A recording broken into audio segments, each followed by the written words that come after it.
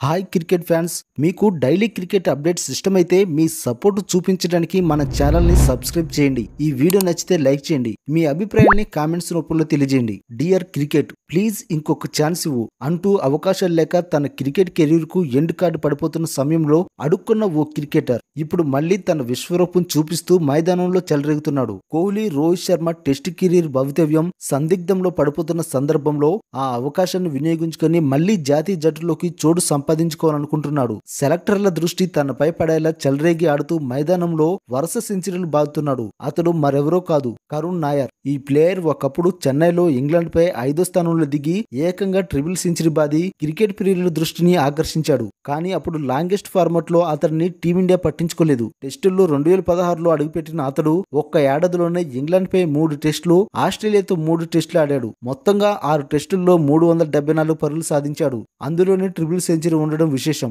కానీ ఇతడి కెరీర్ కొనసాగలేదు. ఈ ఘనత సాధించిన ఏడాది తర్వాత అతడికి జట్టులో స్థానం దక్కలేదు. ఎవరూ అతన్ని పట్టించుకోలేదు. అలా 8 ఏళ్ల నుంచి ఇప్పటి వరకు ఒక్క అంతర్జాతీయ మ్యాచ్ లో ఆడే అవకాశం కూడా రాలేదు. కానీ ఇప్పుడు దేశవాళీలో అదరగొడుతున్నాడు. సెలెక్టర్ల దృష్టిని తనపై పడేటట్లు చేస్తున్నాడు. రాబోయే సిరీస్ల కోసం తనను పరిగణలోకి తీసుకునేలా ఆడుతున్నాడు. తాజాగా జరిగిన విజయ్ హజారే ట్రోఫీలో కరుణ్ నాయర్ 122 పరుగులతో నాటడుగా నిలిచాడు. తన ప్రదర్శనతో విదర్భను సెమీఫైనల్స్ కి అయితే తీసుకెళ్లాడు. ఈ ఏడాది టోర్నీలో అతడు 5వ శతకం బాదడం విశేషం. టోర్నీలో అవుట్ కాకుండా 600కు పైగా పరుగులు చేశాడు. నాయర్ దేశవాళీ క్రికెట్ లో అద్భుతంగా రాణిస్తుండటంతో సెలెక్టర్లపై బయట నుంచి ఒత్తిడి పెరిగినట్లయితే తెలుస్తుంది. ప్రస్తుతం రోహిత్ శర్మ, విరాట్ కోహ్లీ, గిల్ ఫామ్ లేక ఇబ్బంది పడుతున్నారు. కాబట్టి ఇంగ్లాండ్ తో వన్డే సిరీస్ తో పాటు ఛాంపియన్స్ ట్రోఫీకి అతన్ని ఎంపిక చేయాలనే డిమాండ్ అయితే వినిపిస్తుంది. చూడాలి మరి కరుణ్ నాయర్ పై బీసీసీఐ ఎలాంటి నిర్ణయం తీసుకుంటుందో.